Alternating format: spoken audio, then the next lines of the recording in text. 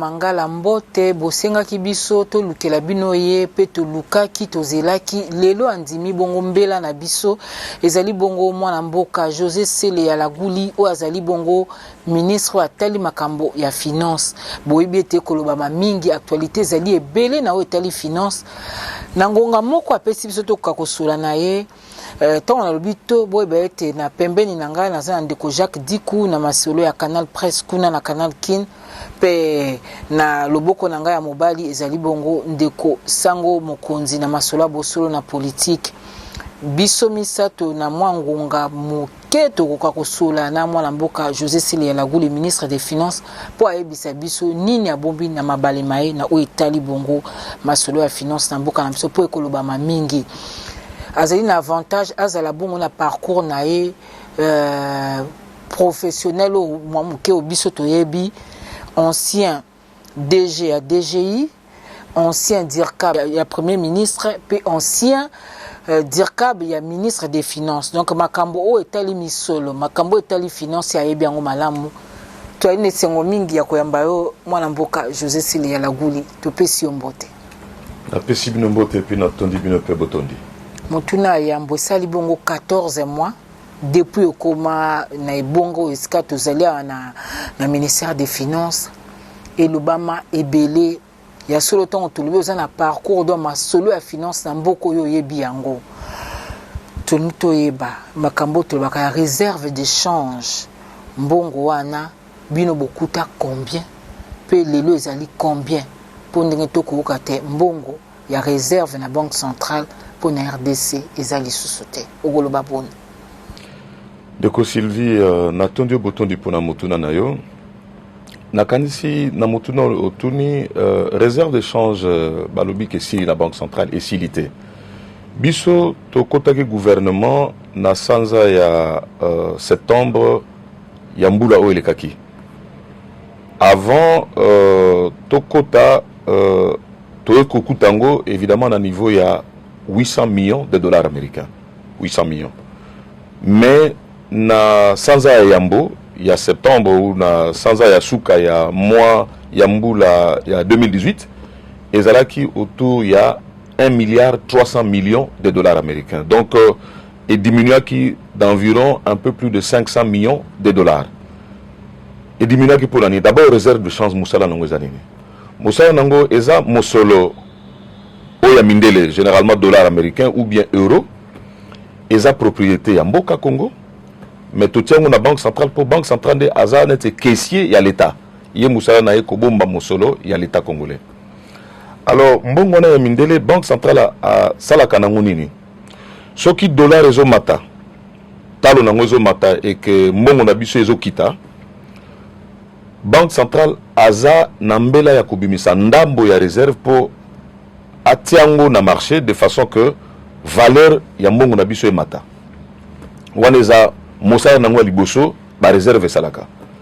Moussa nango ya mibale ndenge boyebi la plupart ba biloko biso toliaka tozalaka nango awa tosomba ngo na mboka bapaya. Pona ko somba ngo tokoke no somba ngo na franc congolais mboko na biso te. Donc mutu alinga somba importateur akosenga mbongo mindele na banque na ye et banque na ye ekosenga ngo na banque centrale ba pesi en contrepartie ya mosolo ya mboka na biso. Donc ils ont aidé banque centrale pour na kosunga mbongo na biso et puis ils ont aidé pe ba importateur pour na kosomba libanda. Alors ekitaki mingi pour na misala ndamboleka ki ndenge boyebi il fallait ko somba babiloko na cadre ya ba quelques travaux salemaki. Mais deuxième raison pe leur budget ezali kokota mbongo mingi te entre janvier tina septembre. Banque centrale et bandagi ko utiliser mbongo wana pe. Normalement, bon, banque centrale et gouvernement parce que banque yaza kesi yaza na mitindo ya kopesa na mbongo l'état c'est le gouvernement de mutape saka mitindo na mbongo wana.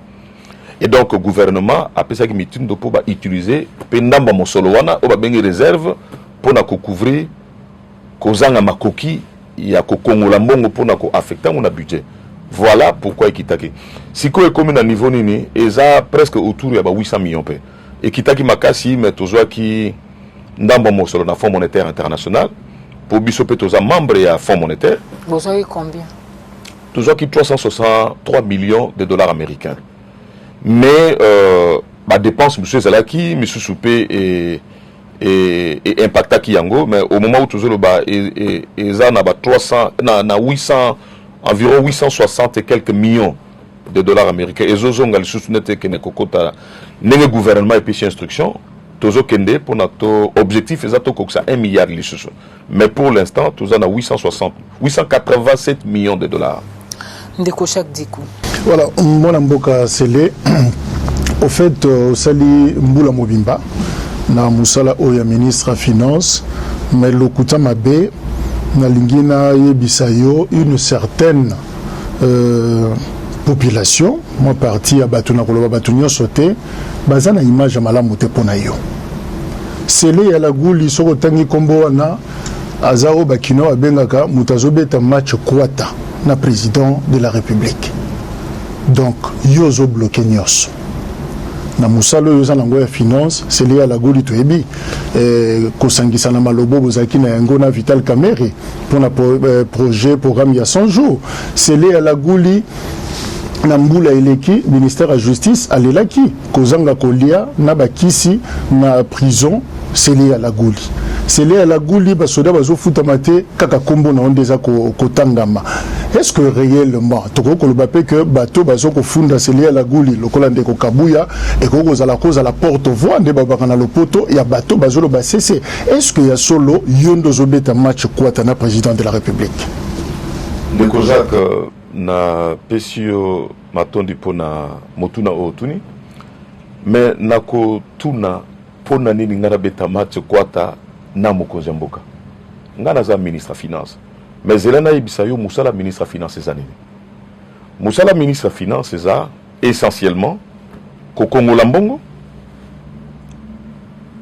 na ba régime sato na zanango DGI DGRAD na DGDA et puis ko kongola pe mbongo misusu nete outi na ba entreprise à l'état so que sali bénéfice na soukambula il faut ba verser mbongo na parce que eza ba société à l'état so ba sali bénéfice il faut ba verser yami balé ce qui n'a sili ko kongola mbongo il faut na dépenser mbongo wana na ndenge budget esengi parce que budget zane ni budget eza mukanda o epesaka mitindo gouvernement akene ko kongola mbongo et puis mbongo wana pe à utiliser yango pour na ba besoin ya mboka na ba secteur ya kelasi na secteur à santé banzela na secteur ya milona ainsi de suite.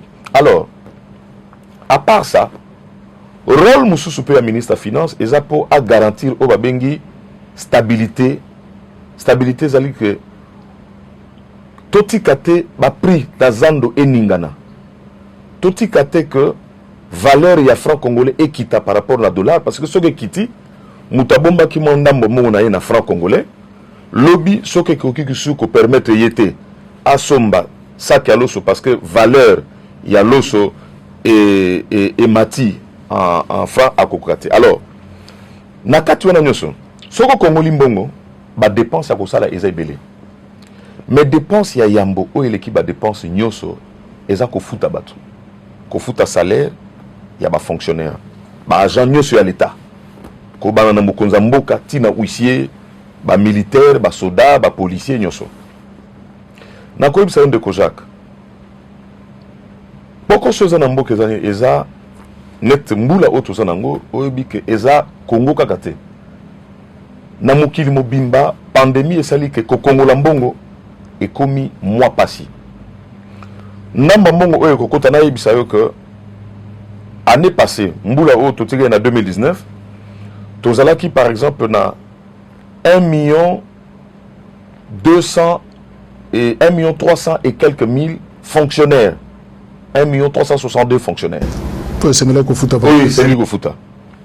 Masse salariale est 320 milliards environ de francs congolais chaque mois. Mbula Oyo, ma nouvelle unité, Babaki Sami. 150 000 personnes. Oyo, Babane Kofuta Bango Kalate, Bakoti na liste, on a pas Bango Futa Bango, Tokomina, 1 million 400 et quelques mille personnes, il faut qu'on foute chaque mois. Kokomolambongo, Naloba, Namouamoko, Bokongoli, par exemple, 420 milliards de francs congolais. Alors que enveloppe ya kofuta salaire ya batu nyoso eza 410 milliards de francs congolais. Donc botikeli kaka na 10 milliards na maboko pona ko financer fonctionnement, pona ko financer banzela, pona ko futa pe banyongo parce que tozana banyongo vis-à-vis na libanda pe na ba institution on atangi mususu na ba fonds monétaire mais les ala pe ba mboka mususu Chine, Belgique, France et pe ça pe banyongo donc il faut futa. Alors dans ce contexte là, il faut que osala keba parce que sokozo bimisa mbongo oyo ozana ngo na poche na yote. Mabeza nini okoke na banque centrale a tourner mbongo. Yoyi ba période moko bandelo ba mama dona beja. Donc mbongo bozo bimisa mbongo bosali misala te me mbongo zo bimakaka ndengwana. Soki mbongo bimi na ndengwana conséquence nango za nini conséquence prix ekomata. Taux de change il y a dollar, taux du jour, au benga taux du jour et komata. Alors, Moussa ministre des Finances, il faut que ça la keba. To kota mbongo moi ebele, mais to futa auto zanango parce que ce que zanango te moi au dépenser le connaissate. Alors, ngana kotia boko sona programme mokonza mboka pona nini. Balobi ke ngana zo futa ba sodate. Ngale na komi ministre des Finances. Organisation bana sala ke bato liboso ba futa bango nde ba milakisi ba enseignant et balakisi bazo futa bango avant ngale na komi na bino il faut ko bananu na bandeko na biso o ba pesa makila na bango pona ko défendre biso basoda ngala lobike ba banda na basoda so basilisi basoda bazui ba policier so bazui ba policier bazui ba enseignant bazui ba minganga ti na ba cabinet ministériel na suka.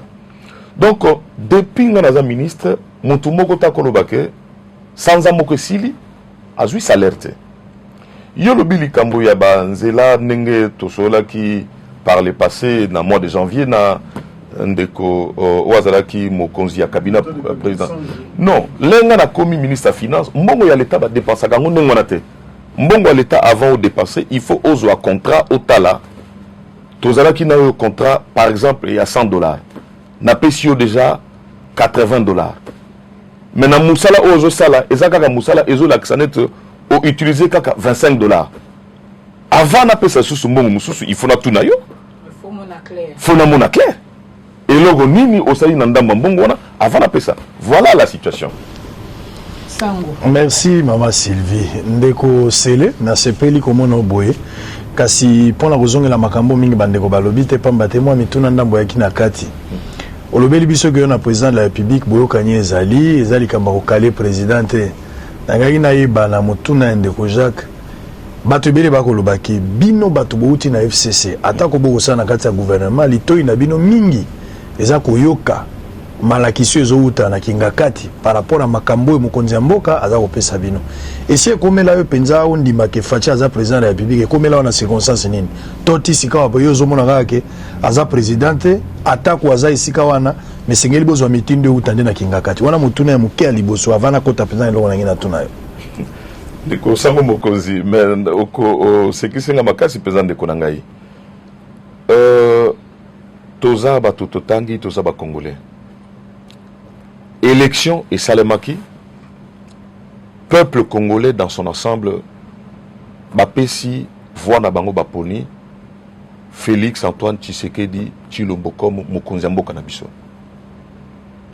Donc mutu moko ko contester ngote ngana ko contester te yami balé biso na FCC c'est vrai toujours qui majorité na assemblée na ba député o baza mingi pa na biso mais mokonzi mboka azui majorité wana te. Alors to sali o ba bengi coalition na coalition ndambo ba ministre netengai na uti na PPRD na uti FCC misusu ba uti na cash toza tosangani lokola bandeko ti lelo toza kaka na lisanga to panzani te contrairement à ndenge bat bazoloba toza kaka na lisanga coalition kufite ba poko soza toza kaka na lisanga mutu moko talobi coalition kufi. Dans ce contexte là d'abord lokola congolais président mboka Félix Antoine Tshisekedi Tshilombo ba président bazami balete mutako sabinote jamais ba benda biso na ba réunion politique na mayangani yo lobi na linga ka émission na omi komo nango bosolo na politique il faut totia bosolo wana eza obabengi songi donc eza na base mon côté mutu mon côté atikala kopesa instruction na kingakati kebokende kotia match kwa tabogende kosala bokoso mutu moko ta apesa même mukonza mboka ya kala soki ngana yo solo na ye nasilisa nanu sango mokonzi même mukonza mboka ya kala soki tozo solo la ngai na ye jamais abengaka mukonza mboka na kombo na ye alobaka toujours président de la République. Parfois, alobaka même notre président. Tout ça, la bosse dans la politique. Ce qui est le bien à Makaïmo, Italie, Kobo, il faut respecter mon droit qui ngati. Comme même si on a débat milai pour prestation. Non, ça prestation à sermer ou tu go salamawa. Kasi mokonzi mboka pesa ki kasa ipa premier ministre. Pote abongisa bato baya ne sikawana prestation à serment ya 3 juges ba uti ko salam. Kasi instruction ki ngakati de sali bato majorité bazwakata bino no sokaka na kati te yo za membre gouvernement. Tikala peso mituno ngala ngala ki. Wana essayer comprendre que makambo lobi anezaki na nzela te. Oh, bien sûr le mais ça clair parce que au pesika ne sika moko mais la talisio ke kingakati boyi bato ba prendre part na kata prestation c'est pas pe botosi yango. Ndeko José Sele ya la Guli nga na tikali na mwa posa muke na makambo ozo répondre tant bandeko balobi ke yo na mokonza mboka on dirait ba relations za pa malamu te yo lobi te d'ailleurs chaque jour il est kakaté sans ka benga ngai po apesa nga ba orientation mais tango apesa ki orientation na o etali ba exonération que au kata ba exonération ana na o etali ba compensation parce que balobi biloko wana ils ont fait perdre mboka la biso. Yo mutonde ba chiffre ndé yonde mokolo nango presque 5 milliards de dollars américains. Donc ba no futa dette intérieure au futa té. Bon sikoyo. To simbani na kata makambo. Bon, otuni moi mituni belé. Liboso exonération dette intérieure tout ça na montant à 5 milliards. 5 milliards est un chiffre avancé dans ba service social l'état. Mais au début que avant non ngana yokana na yokana batnyoso mais na lobi que mutu sala musala na ndenge esengela mi soko zo sala musala na ndenge esengela mi te na lobi que pour na koloba mambo IGF non nga mukoloba no makaye na yambaka awa na bureau na ebisie misala ko sala ezebele so na futi ba non seulement na niveau ya santé nga moko na ebisa ki na pesa ki pembongo pour na covid na ba province kende ko contrôler pe ba mbongo na province mais nga eloko na lingité c'est que au moni musala ya inspection eza musala net ya police eza musala ya renseignement musala ya renseignement eza la kana ba réseaux sociaux te yo so moni aner ba rapport neza na réseaux sociaux non so ko sali rapport au pes na mutatindio discrètement et puis après ba une décision donc ba chiffre wana je crois que mutapesio il faut vérifier et puis à confirmer. Je ne peux pas faire des commentaires dans le chiffre na bangwana. Mais likambo exonération, maman Sylvie, naïb sayo que ministre de finance mutu yé asignaka exonération na soukame et où ta kepa na yete. Exonération où ta kana ministère y a agriculture et où ta kana ministère y a défense. Ba ministère sectoriel. Donc ba ngonde ba sengaka non parce que ba exonération na mboka o eza basé na ba loi. Toza na 19 textes de loi où ils ont ça la exonération.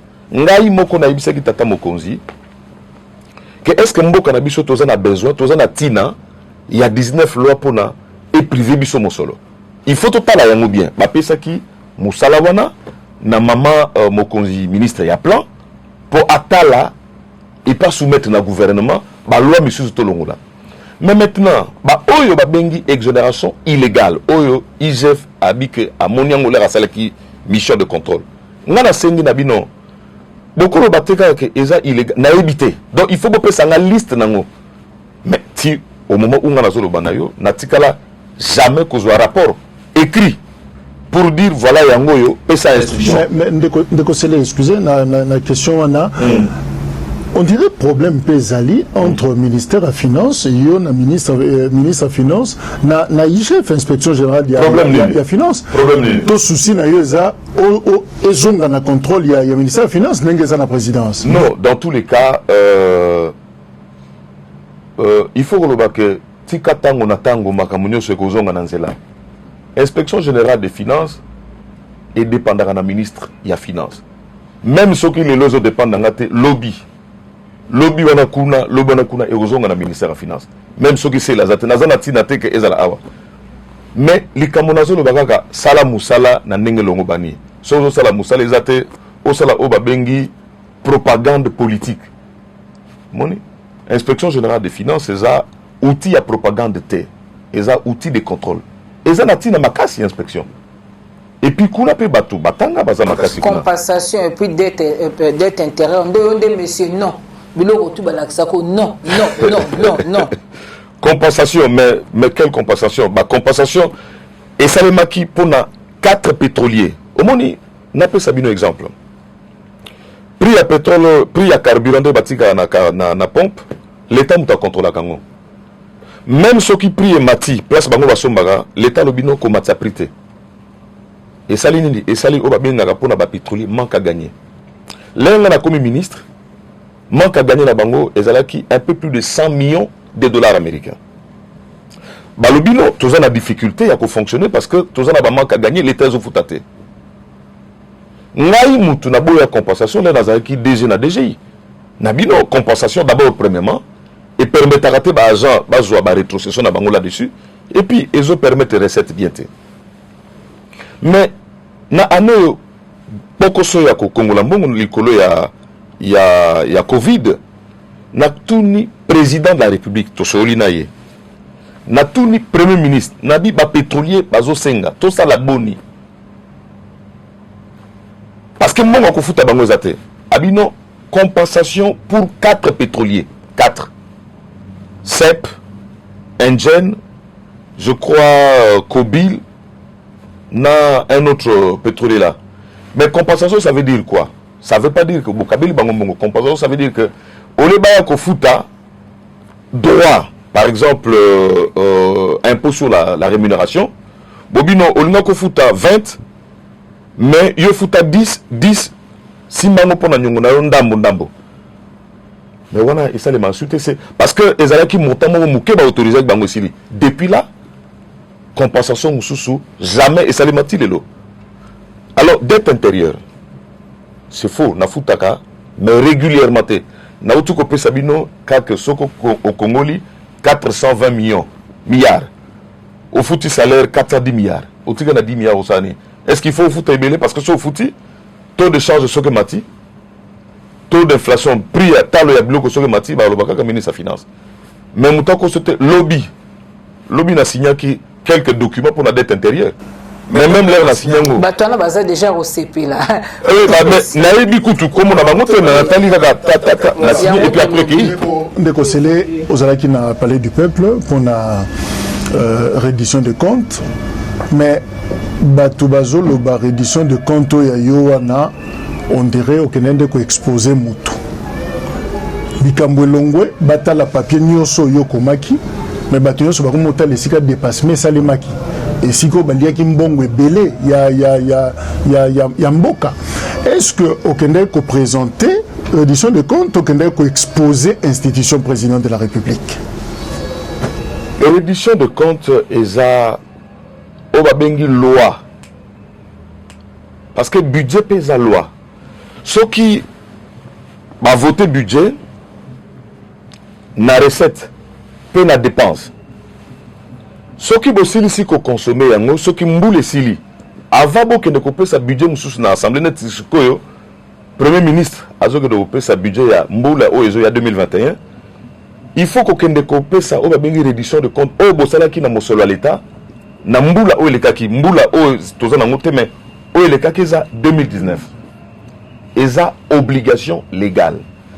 Alors réduction de compte ngeno banini ngeno ba to kongola ki boye to consomma ki boye. Ba o ba consomma ki belé etangimi ba o ba consomma ki pété parce que misusu pe ba consommer mukene ba ministère misusu développement rural agriculture bazu bongote il faut ko koma yango. Moussa n'exate n'a que neko funda présidence pour na sala nini. Eza ba chiffre on a nakuta ngokokuta parce que il faut que le bande ko Jacques que 2019 on a comme ministre na mois de septembre. Donc na sali ba sanza ya misato le kaki. Mais où le kaki avant ezangate. Eza continuité. Mais eza continuité à l'état, eza obligation na ngana que neko Kobanda janvier kino septembre. Kobanda janvier non. nasali ane mobimba mais nazolo bake nga nasala kaka 3 mois basanza misato basanza misusu wana ezalaki nga te mais na obligation légale que ministre ya finance il faut qu'elle ne présenter na qu'elle présenter ezate pour na kofunda mutu wana eza kozanga bosolo objectif na ngeza te pour na kolobake na kofunda mutu l'air ba exécuter ki budget 2019 nazala quitté en grande partie na ekozango na suka ba chiffre na ezanga na bimisa moté 1400% la yote ce qui est c'est 1400%. Non, ça veut dire quoi? Ça veut dire que. Puis presque, le gouvernement, presque l'institution, vous avez un dépassement. Qu'est-ce qui se passe? Pourquoi vous avez l'autocité devant Michel l'État? Non, mais, Maman Sylvie, wana motuna ozotuna ngana kopé ça miyano nanenge global. Mais tous là, il y a 2020, n'est tout jugé parce que wana ezala kingate. Na ebisio. Pour les institutions années.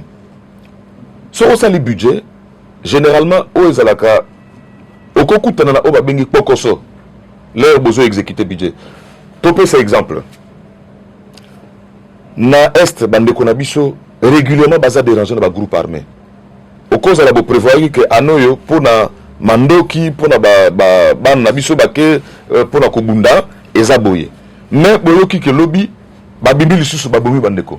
Est-ce que bokolo bake budget zate? Non, bokolo ba bongote. Il faut bobimi sambongo et ko provoquer dépassement. Mbula ebeti banda kwekwe bakufi. Bokolo bake bobimi sambongo boku na bangote. Bozana obligation bobimi sambongo boku na bango. Donc il y a des cas comme ça qui justifient na ndenge ya bosolo des dépassements. Mais il y a aussi d'autres cas liés au fait que prévision zalaki malamute.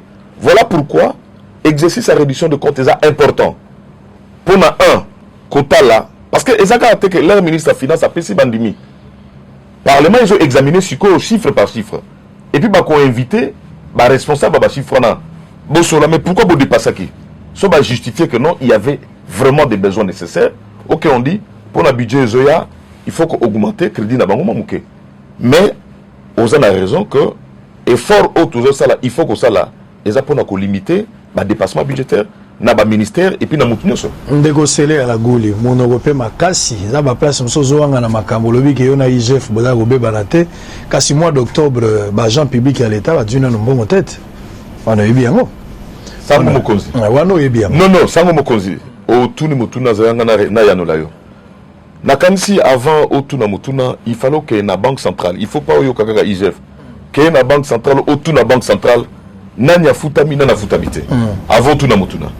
Wana ndio lobi bango ba twazolanda biso ba koyeba. Non, mais ngana lobi témoignage ya bato asima mbongo. Mais ngana lobi na banque na IGF faisait le comme ça. Ngana lobi non, yo opesi avis à IGF. Ngana moni aux apporte parole à IGF apparemment. Non, na pesa avis à IGF te. Na zu témoignage ya bato ba kolombongo sengeli ba. Mais justement, na pesa qui déjà et wana na mois ya janvier, tout cela qui na ndeko Christian Lusako non.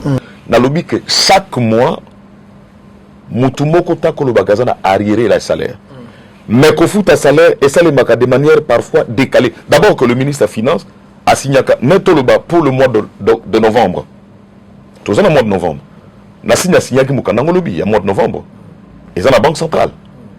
Mais bakobanda ko exécuté en camp vers le 20. Et qu'aussi là le 20 parce que là comme le 20 ce que Michelona ne quitté, Michel va décaler vers les 10 les 15 et puis Sili. Et puis après au bandi moana. Mais mutumoko takolo bake d'abord que mais c'est la moi parenthèse 13e mois bossa na bango ngande pe mamba covid ye. Bon 13e mois eza d'abord politique globale à gouvernement mais généralement eza ceux qui mo les ali il faut que gratifier bateau. Mais on déjà toujours discuté dans le gouvernement eza les colis de fin d'année pour tous les ministères, pour l'armée, on est en train de préparer les dépassement budgétaire au Botia 1400 Maman Sylvia Lobakia. Curiosité kaka, oui ou non? Curiosité kaka. La dépassement budgétaire est-ce que mbongo bako futa mokonzi mboka ya kala o bato musoba lobaka $600,000 ezaka pe budgétisé? Oui, mais c'est budgétisé. Très bien. C'est budgétisé. Alors likambote, siko motuna na ngai yango. Pona nini l'état na biso azali insolvable. Azana banyongo ebele afuta raté. banyongo bato bazo azofuta bamoni yango eza banyongo bino boza na bacope oyo bomoni eza intérêt na bino nde bozo favoriser akokende na mwa biloko ndambu lokwa ba exemple mokonzi ya mboka na maetali covid-19 alobi courant na mai bapesi bato likabo sanza mibale to pe misato bafuta te pamba te baza na makoki ya kobima kofuta yango te kasi na minute SNEL na régie des eaux basalaki bamise au point mpona kolakisa ke gouvernement aza na niongo oyo akotelaki bato basalela courant batikali kofuta bango te mpona nini leta afuti yango te ya mibale onatra nakendaki na onatra nakuti niongo moko eza ya 400 millions de dollars niongo yango ezalaka ba 700 millions kasi ntango onatra abandi kosenga mbongo yango balobi na bango bozalaka mpe na niongo ya mai na courant bakitisi yango mwa moke ekomi na 400 millions ti lelo onatra mbongo wana azwi te ekoki kopermettre ye mpona survie ya société ya makambo ebele oyo eza na kati nangi nayeba mpona nini leta koza na baniongo ya entreprise ya leta oyo esengeli apesa bango misolo mpo bango bakenda liboso leta ye moko azomwa baentreprise na ezalaka na likambo nini sango mokonzi otuni motuna malamu mais osali mpe oyo babengi accusation gratuite oui mais yango wana nazoyanola yo accusation nakoyebisa yo oza na micro ngai sele tambola na Kinshasa luka mutu nyonso aza na dette intérieure tuna ye so asamona ngai personnellement po ayebisa nga ke futa yanga na kopesa mbongo mokolo komemela nga preuve na démission ye na tiki mosala non lukela ngai bato nyonso bazolanda biso balanda bato nyonso baza en tout cas basala oyo aza na preuve aluka sango mokonzi apesa ye car non ministre ya finance ayambaki ngai ayebisi nga ke soki yo ofuti na kopesa yo 10% soki eza attesté liboso ya nzambe napesi tata mokonzi démission na longwe jamais na vie nanga nabenga mutu pesanga mo pona signer mikana yo d'ailleurs nakoyebisa yo que pourquoi nga naza na problème na ba ville na ville awa eza pona ba paiement le ministre des finances soka payé mingi ako ndenge bato bazoloba akozwa mbongo mais songa na futite donc là n'est pas le problème na lobby que lobby na signaki quelques dettes intérieures soko tuni nga lelo na yi bango kutute na bikaka que non bon voilà bon memelanga quelques documents ya dette intérieure na futa bango mais sango mokonzi na lobby et na répéter encore yo fungola micro na yo amoni esali yo pasi kasi na fungoli na fungola micro sala enquête batbaya non sala enquête soki eza certifié que muto ayebisi yo que na yamaki ministre des finances ayambaki nga abi que akopesa nga 10% alors wana na déposé démission nanga et pas ya tata mokonzi maintenant nasi na pesa ki ya wana so bazofuta te ezate yo kamisi ke mbongo za na caisse à l'état bato nyonso bayinanga kaka nga nasepela kaka ke non c'est le bayina non nakofuta te okoma moto mwasi na obota te ndako lobi c'est ya la mais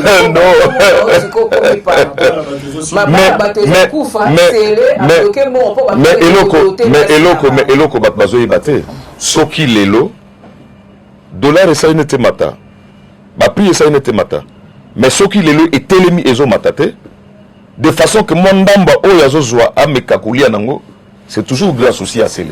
Bon, c'est toujours grâce mais à cause de ces Bossolo, maman Sylvie, Bossolo la politique. Au moni passeport, exagéré dans deux entités. Ministère des Affaires étrangères, ministère des Finances. Ministère des Affaires étrangères est indi contrat. Il y a signé une entreprise oyo a kosala ma passeport. Et comme jeudi, il y a environ une semaine ou deux. Il y a pas sur l'équipe. Oui. Non, il y a pas sur l'équipe qu'on a. Contrat d'abord. Mais si on a tenu contrat dans l'administration, est-ce qu'il faut ministre signer, il faut appeler ça ma service, est-ce que va respecter le code des marchés publics? Batika mo jeudi, vendredi la komo yoka. Dans les réseaux sociaux qu'on a bloqué, oh. Mais et comment il qu'on a bloqué comment? Mais dans les réseaux sociaux, oui, mais Eza kozanga bosolo na liloba ya politique. Ça Bosolo. Alors Bosolo, et comme je dis, et le lundi, non, le lundi, j'ai signé. J'ai demandé que service juridique, département des juridiques, va examiner. Donc, il y a passeport, ils ont bloqué. Non, c'est déjà signé. C'est signé, mais dans le stade Nini. Signé, au libéré en haut. Mais c'est libéré, c'est au niveau du ministère des Affaires étrangères. C'est signé. Donc, l'État, il y a eu sous-souté. Mais c'est quoi? Donc, ma passeport, le nom de la Vous savez, bon, on dit tata moko. Mabe oza la politique lelo. Eza tokomi tolongoli boanya na musala totie motema. Ole olamuki osala musala. Omoni na lobaka le tata mokonza lobaka le peuple d'abord. Inge lobanini concrètement. Inge lobaka soko ke musala na tongo. Il faut mituna musala o na ko délivrer les lots pour na et profiter na population eza wapi. Le peuple d'abord ne veut pas dire que si on a commis un bureau, stratégie ni na rosa nango le pour na salir muninga. Parce que monsieur ba sala kalisute. Ala muki kakabo na rosala nini pour na salir wana. Musala yango na te. José c'est le balobi to na 15 minutes na ko peso ndiko maloba. Mais na sala moi bon muke na o tali programme avec les fonds monétaires internationaux la Banque mondiale. Mais habite aux Alaki pendant 4 ans, dire 4, il y a le Premier ministre à battre record dans l'histoire en Bokanabiso, là, ni Matata Pogno. Makamba Banque mondiale n'a FMI, vous avez côté, là, on peut le lengue moko. Et puis, ce qui va tout le monde, FMI, la Banque mondiale, va tomber la Rabambokate. Attaque on a majé au salut à la bandime au PSO 360 et quelques millions à la facilement, tu éviter le connu au sali. Tonto Yeba, tout ça étape ni.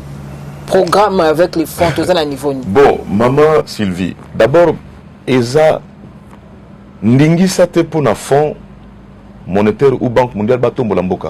Mutakotombo Lamboka Eza gouvernement Yamboka Yemoko. Fonds na Banque mondiale Baya Kande Kosunga. Eza Moussa Bangote parce que biso tolinga ko la confusion na mingi. Fonds monétaire Banque mondiale Moussa Bango Zate pour na Batombo Lamboka non. Mboka na Mboka Batombo Lambo na banana. Bana ya mboka bango mokonde bakoto ba yimboka nde bakotombola mboka na bango ba wana bazo ya kotia maboko et toloba que au moment où toza nango batie effectivement maboko yo bandaki na question ya réserve internationale na lobaki nini ekitaki makasi mutaki kosunga nani fonds monétaire ekitaki na 500 millions ekitaki ti autour à ba 600 millions. OK. Fonds monétaire na 800 siko. Voilà, donc au fonds monétaire ntabakisaki lelo déficit à budget, pourquoi tu as un bon plan s'habiller dans la Banque centrale? C'est parce que fonds monétaire et puis ça qui a appui budgétaire pour la Busunga. De la même pour la Banque mondiale. Banque mondiale, ils ont financé une partie à gratuité. Parce que pour nous financer une partie à gratuité. Donc le bateau effectivement mais tout ce qui a kokanisake bangonde bakotombo lamboka. Ba imboka nde bakotombo lamboka bango. Les autres qui bien. Toujours que madame Nabango, bien sûr que le programme, parce que aussi 6 mois programme Mouké, tous les Nabango, ou bien en français, programme de référence. Il y a Mouké pour tester est-ce que le gouvernement est discipliné, bah déficit, tout cela. Tout ici, bah pésin dans condition pour nous discuter sur le programme Eukosala, Mboula Misato, ou bien programme triennal. Donc on a discussion à partir du mois de janvier. De Kosele, tu l'invites au Soukissa, au Fundi Augustin Kabouya. Comme na yo, les lots na réseaux sociaux, na journaux partout, presse mobimba, eza information sous capot na yo, eza likambouana. Augustin Kabouya lobby, moi makambo, mitingo bazaraki na yango, et loko nini yo moni ya mabe oyo esali yo pasi, oyo sui motema na yo, batu alobi olobaka mingi te, monanaka mingi te, mais soko komi na point lâché motema lâché kino ke kofunda na justice eloko mabe zanina alobi mabe wapi. Bon de Jacques, tout ça la boye. D'abord que na lobi ni toza na coalition. OK? Toza na coalition c'est que toza na pouvoir, toza gérer pouvoir ensemble pour na aider population. Mabe eza kokosa population oba bengi lokuta bosolo na politique mais wana lokuta keno ngai nazofuta ba mapingate pona soulever bango contre tata mokonza mboka.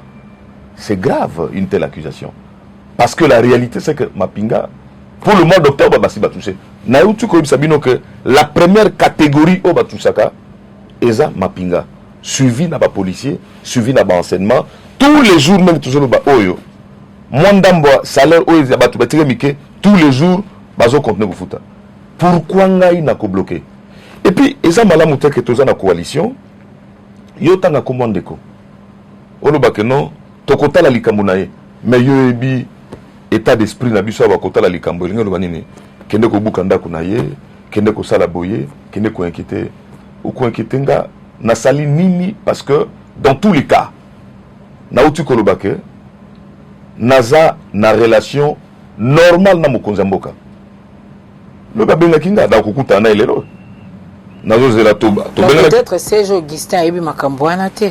Oui, mais maman Sylvie, naute koloba que bosolo et puis le kamwa malonga o il faut ça na mboka o engelo banini. Soko yebi elo côté kendo ko tuna mituna ba expliquer yo nenge e fonctionnaka. Auto boy eza populisme, démagogie au telemi liboso batu ozolo ba mambo. Menga na zana tina moko tena kende ko bebisa mboka. Nauti koloba na bande ko na yambaki bango liboso na binawa. Maman Sylvie, na kandisi yo oyebi moi libota na nga mwa muke. Na mesana kolobake, nga na bota na famille pas riche. Na bota na famille modeste. Na koli na barumbo. Maman na ngai abandaki ko sala lotoko pona kene classe. OK? Na tangi na collège Elikia mboka oyo mutu ezu ba kelasi nanga en charge. Na sisi neliki na kena campus tozo oba bengi bourse mele na sisi classe nzamba pesinga ngolu grâce pona koma awa eza te pona ke nogonduka mbongo eza pona mituna pe banda ya ba pauvre lokola oya ngai à l'époque ba ko kende classe comment musala na ngai ngona ozomona enga sona ye musala eza te pona na lekisa tan kutala ba réseaux sociaux ça eza pona se concentrer to lukambongo pona bana na biso kaka tende ba kene classe mais bana oya ba pauvre pe ndaka ka tende na zana ndako malamu il faut pe même so na zana ngwa munene mususu pe ifa zana ndako o courant eza maiza mboka e futeli na classe pona sa la mboka dans ce sens là mais na kolinga te que yo la muki ozo opposer na famille na ngai nazana na ba militaire belé moi na ngami balé ou à l'université a décidé comme soda. Alors pourquoi nga là nazaki na DGI na sala mission moko na Kivu avec l'actuel collègue nanga ministre ya industrie Paluku na kolia ipa na pourquoi alakisanga azaki gouverneur na Nord Kivu alaksinga bana na biso baza na front baza na bababouche na lala butu wana te bana batiki famille na bango awa bazo bunda pona bino na bazamba wana en babouche. Est-ce que soldat bunda na babouche? Ça ce sont des choses pour lesquelles il faut to bunda to mobiliser mongo bien et puis to utiliser mongo bien pour na kotia bana na biso en protection.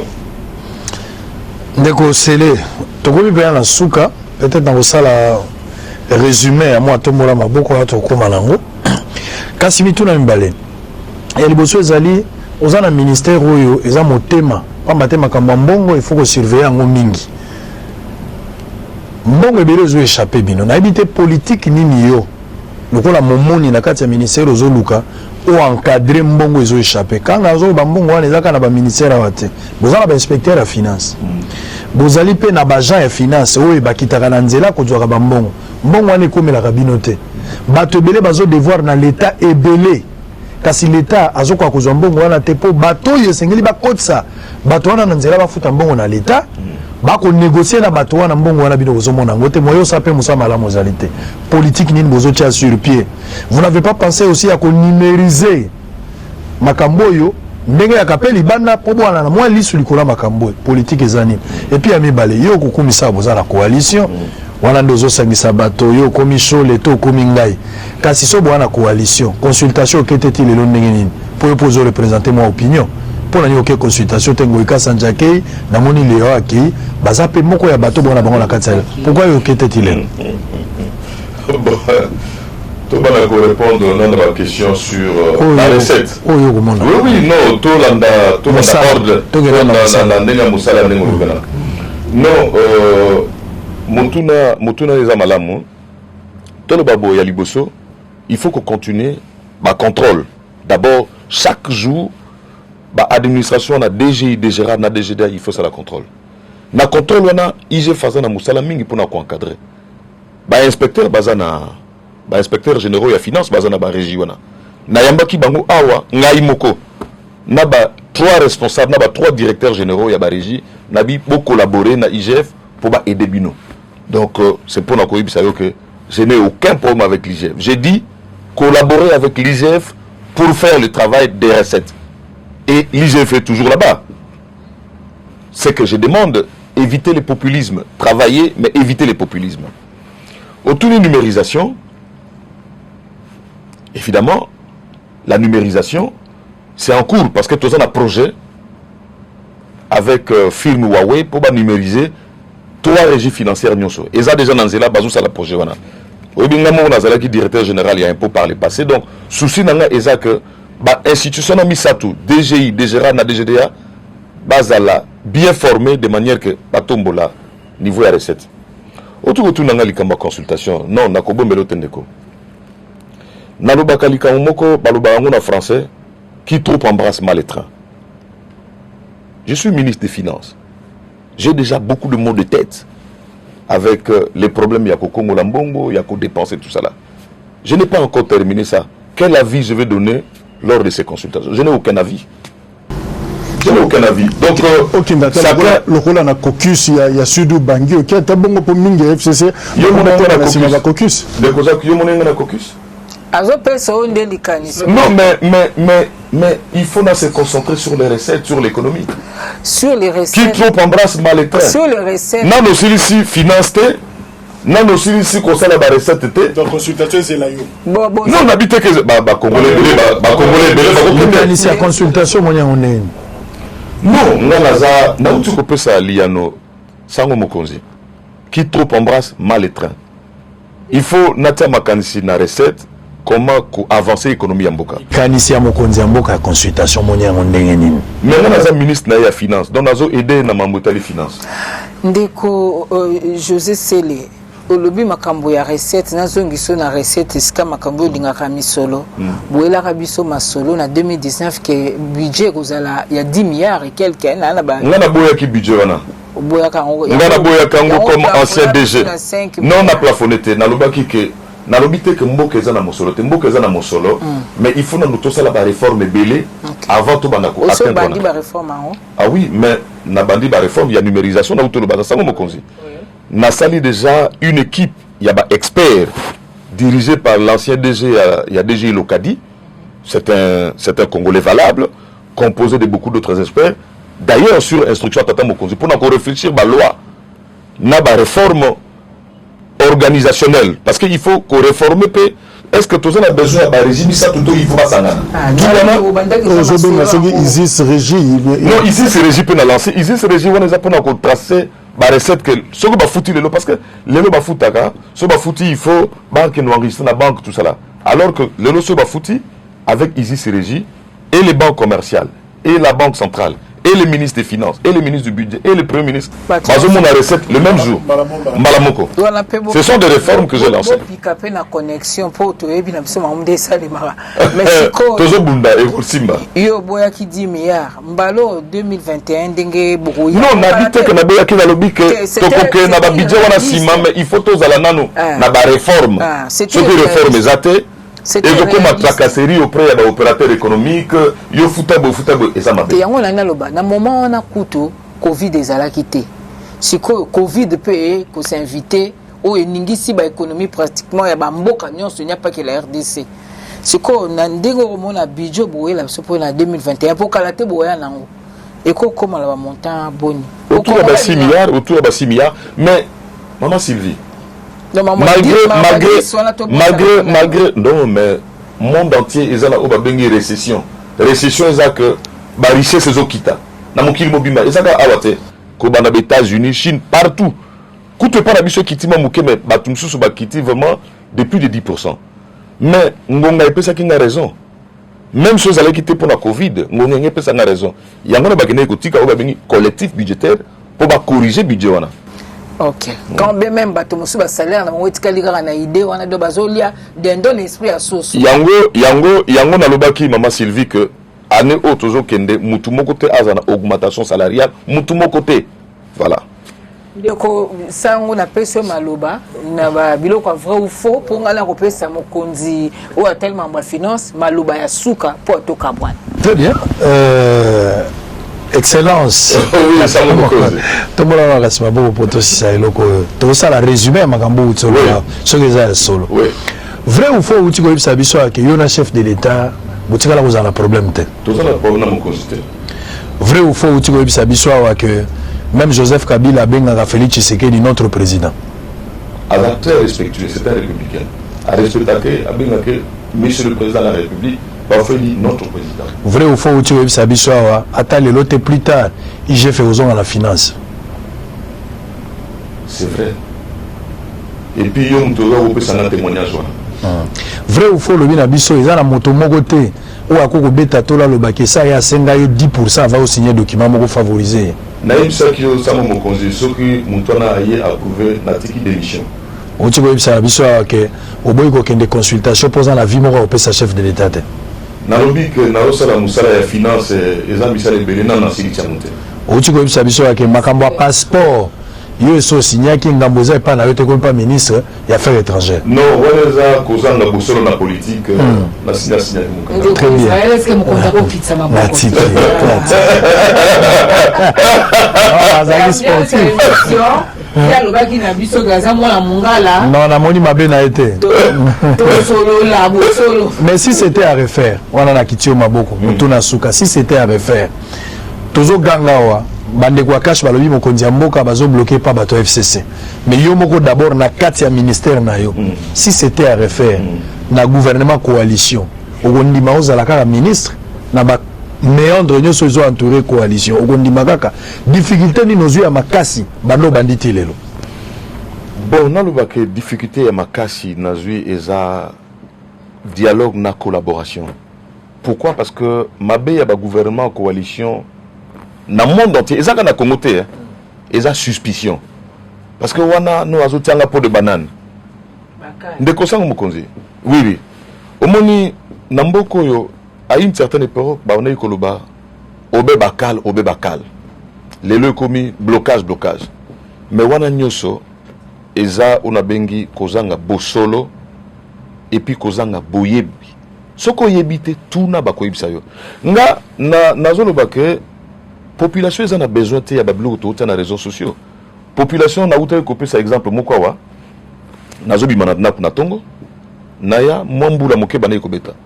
Naza na mutuka na moni mwana moko autour de 8 ans, un petit garçon pieds nus asimbi bassin ya ba mangue na mutu. Ce sont des images qui me choquent. Sous la pluie. Mais à 8 ans, où se trouve sa maman, où se trouve son père? Est-ce que... Mais j'étais dans le véhicule, j'étais en train de courir pour les émissions. Mais c'est des choses qui choquent. Et c'est des choses qui doivent nous mobiliser, nous l'élite intellectuelle. Tokosa la nini pona bana wana. Ngana na bakisa vrai ou faux makambo politique, makambo kuswana swana ezozwa les déçus sur la question de développement mboka. Mais totalement ils sont déçus. Alors qu'il faut tous les qui s'attendent à une réflexion à l'économie. Moi, mboka José Célia la gouli sengozaki na biso kondima eto disposer temps parce que programme nous a kamingi kaka mais to ko peso maloba suka poto kabwana okende poto yebite parlement zozela ona ngonga. Moi maloba suka ndeko sivi d'abord na ko pesa bino botondi pona ngonga bozu pona to solola na bino to pobo bozaba panzi sango boyibsa bande ko na biso ba congolais nazala ikamwi bale koloba ya liboso nauti ko pesa awa esika nini nga na uti pona koma awa nga na zo la politique te pona na philosophiquement na gagner quelque chose na zo la politique d'abord parce que je dis qu'il faut quand même la corriger ce qu'il faut corriger. Et on a des discours il y a tout le temps. Ce qui n'a la mouki na a bureau et l'or ni na la pour aider ma population. Parce que bangonde basali kengana tanga. Il faut nazongi sa bango ndambo ya oba pesangai. Et je pense que c'est ça mon engagement politique. Deuxième élo qu'on a au loba. Maman Sylvie, ils à la biso na coalition, ils à la bandeko bazana opposition. C'est dont la population azanango a besoin. C'est pas nos guéguerres sur les réseaux sociaux. C'est comme je dis, c'est dont la population a besoin. C'est quand nous voyons des enfants comme ça, bana nengwana, mwana azana 8 ans, basa ya manga na mutu, mwana ya muninga, aza motoloko la yo. Il faut toucher mon thème. Ce que toucher mon thème, il faut que na moto, pour na moto, ezala na bonne réflexion de manière ya kosali samboka. Donc on a kosenga na bande konabiso, ezala na politique dans la coalition, ezala ailleurs, totika babloko wana tosala parce que population ils ont souffert réellement. Et population ils a besoin ya bakosa o la muki na tongo o yone mutawo sala ke marchete oh non non. Il faut sans en avoir proposition, mais ma proposition c'est ça, obi kende konangai na moni place o sala wana soko sali boye et koleka bien.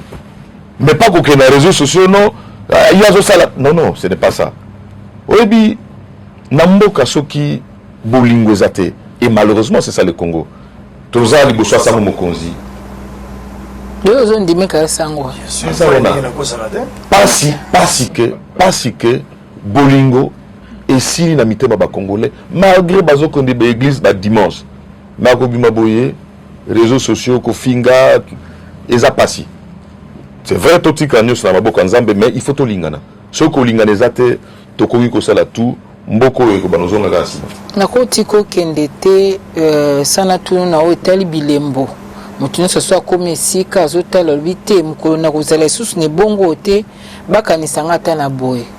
Yo ndongo ko kamba ministère ya finance eloko nini penza ezosala ke ezoyelo na mutu ke so na sali yango au moins j'aurais accompli ma mission comme ministre des finances. Qu'on change le système fiscal et mboka oyo. Parce que le système fiscal la biso eza na ba loi mabe belé. Na utu koloba 19 lois pour na couper sa exonération. Pourquoi? Beaucoup qui n'attend à 19, beaucoup qui attend à 3. Donc na kanisi na ndenge na ngai ceux qui na sali réforme ya système fiscal congolais na kotika la mboka nanga eloko moya malamu pona ba collecter mbongo na ndenge no bani. Mais ba loi nyosha mabe o sala ke bozanga ba recette tout ça là ba loi wana il faut ko corriger. Matondi mingi. Matondi bino matondi botondi pe. Bandeko ya solo mituni alaki ebele kasi to meki na mwangongo pona ko benda pe mwa biano epa ya ministre ou atali bongo makambo ya misolo to makambo ya finance na yambaki to yambaki pona bino elongo na ndeko sango mokonzi bosolo na politique pe ndeko Jacques Diko kuna na makambo ya canal presse na canal kin to yambaki pona bino ministre des finances José Sele ya Laguli matondi na équipe ya communication moneno bazingi o basali ete émission esele mapo lingala nde yango nde ebela ba congolais bazoyoka po biso nyonso to comprendre nini akosala na Itali finance ya mboka botika malamu na bino ba banso bolandaki biso pe boboto ezala na bandako na bino.